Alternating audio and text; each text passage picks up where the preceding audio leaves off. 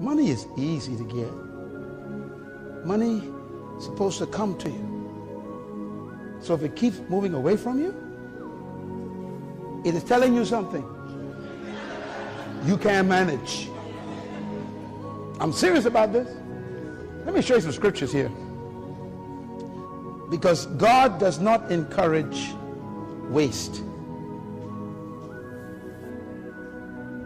And that's God's problem with most of us. We don't manage. We waste things. I put it to you this way. The reason why God created tithing has nothing to do with giving God money. Can I say it again? Just for the CD purpose? Tithing has nothing to do with giving God money. God doesn't need nothing from you. You couldn't even give God nothing. Everything on the earth already belongs to God.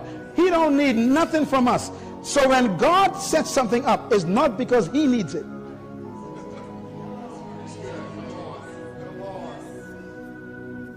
Tithing and offerings is God's management training program for mankind. Boy, this is so important.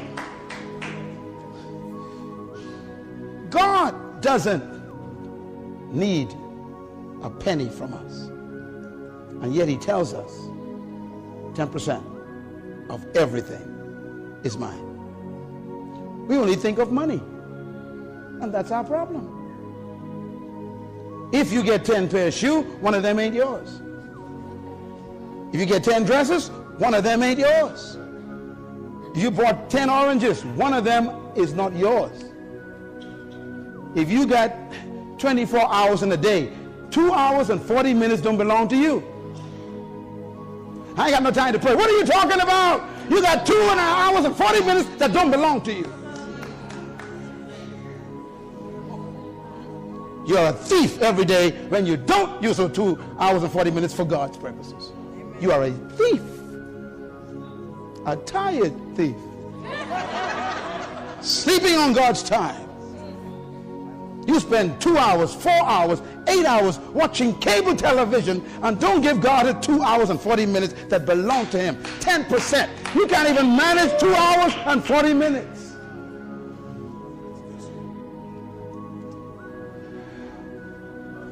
You're trying to get money. It ain't money ain't your problem. Management is your problem. God could any time of day command you to give the dress away in your closet. One of them ain't yours.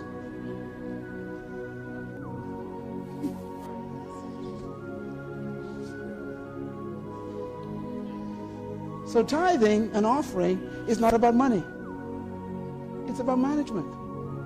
Can you consistently, God says, put aside 10% of everything for my purposes? That's tithing. Can you consistently? Now, let me tell you something. Listen to me. 100% of everything belongs to God. What did I say? 100% everything belongs to God. No. Say it again. What did I say? 100% everything belongs to God. Okay. So, God blesses you with a paycheck of $1,000. How much of that belongs to God? Okay, you're doing good. You're a little smart. Now, how much did God say to put aside for his work? 10%. How many is left? 90%. Which one of those belong to God? Oh, you're getting smart. Okay. All right. So then why would God, if he owns all 1,000, want you to put aside 10% if all of it still belongs to him? Why? Because it's not about the money. It's about your ability to put it aside. Your will, your control, your discipline to put it aside. He's after your discipline. Wow. If you can manage the 10% properly, then he is happy to trust you with the 90% that's left. But because you've been unfaithful in the 10%, you keep losing the 90%, so you end up with no percent. That's why you're broke. And so you tell God, I can't pay tithes this week. Things tough. We're in crisis right now, God. You got to figure this out.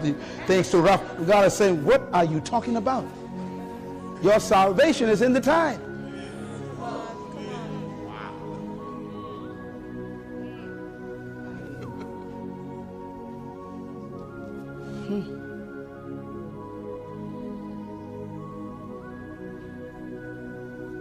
Let me take you one step further.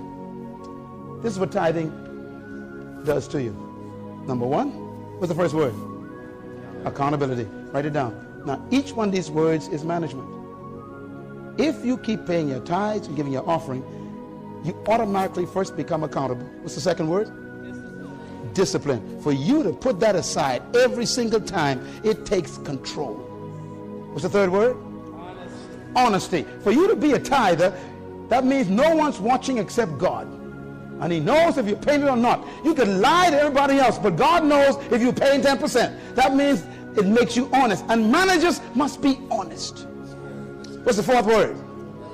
Diligence. Diligence means that you work at it constantly to make sure you don't steal that 10%. That's what managers are supposed to do. What's the next word? Oh my God. That's what's wrong with managers. They are unfaithful. And it takes faithfulness to tithe. What's the last one? Trustworthiness. For you to manage a tithe, God got to trust you every time. I just gave you the characteristics of a manager. They are accountable. They are honest, they are diligent, they are faithful, they are trustworthy.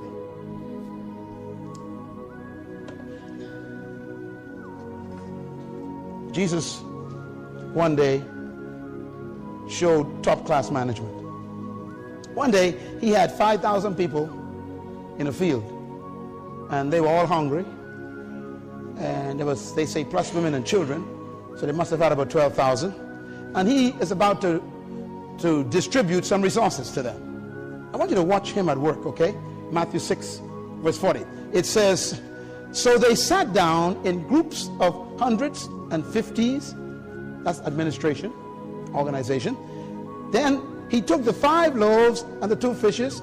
That's the resources. Looking up to the one who owns them, he thanked them for letting him use them. That's appreciation. That means they don't belong to you. Someone else's property. He broke it, then he gave them to his disciples, and they gave it to the people. Delegation.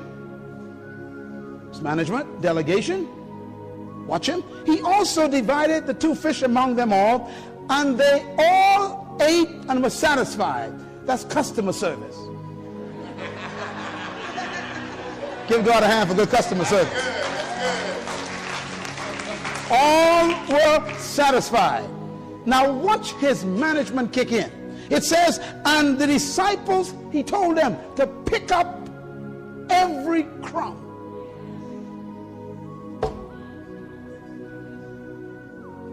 Ladies and gentlemen, I want you to imagine this. 12,000 people in an open field, breaking bread and pieces of fish. Now how in the world are you going to find pieces of bread, crumbs, and pieces of fish, bone and stuff in the grass? He says, pick up every crumb. In the book of Matthew, it actually says it. He says, and he said to them, pick up every crumb and bring it to me. I don't want to waste nothing.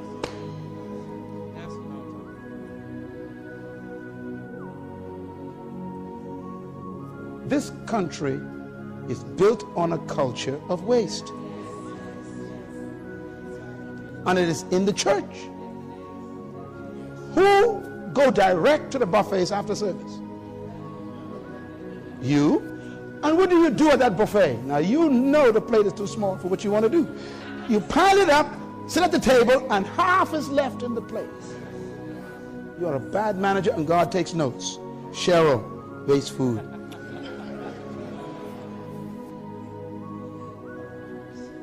It ain't funny. He made them pick up the crumbs. It was not the crumbs that were important. It was the lesson he was teaching. You don't waste the crumb. When we started our ministry, we had a building a little smaller than this. Man, I would teach as if I were teaching to 1 million people. We had our one camera set up in the center. We would clean everything. We had our sets, speakers, everything. I tell them, this is God's property. No paper in the bathroom. I said, don't call no janitor for nothing. If you find it, fix it. Why? Because God's watching us. And if we can't manage this little building, that ain't ours, he'll never trust us with one of our own. And we began our national television show in that little building. We used to convert the stage into a set for TV. And we took our one camera and we'd move it and shoot it different ways so we can have different cutaways. And we'd work it every inch we used. And our program became the #1 program in the country for 10 years. And when folks came to see where we shot it, they went into shock. Did you shoot it here? Yes, sir. We thought you had a big studio. No, we don't. We got a big mind. Give God a hand for management. I remember when our prime minister came to be a guest on our show. He had to come to a little shopping center, all the police and all the guards, and he came walking. He says, Brother Miles, is this where you... I said, yes, sir, this is it. This is the studio. He said, I thought you had a big place. I said, I got a big mind. He said, you manage this well. And there was the head of my country sitting in that little building on a stage for 1 hour, interviewed by me. And that show became the highest viewing show in the country's history. From a little place that we managed. Today, we built the largest meeting place in the country. We own it. We have block-to-block property. The whole block is ours. We own 57 acres on the beach. When you are faithful over another man's property, God will give you property of your own. I want to say to Grace Church, make this as if it's yours. God's watching you. He's watching how you park your cars in the people's parking spaces.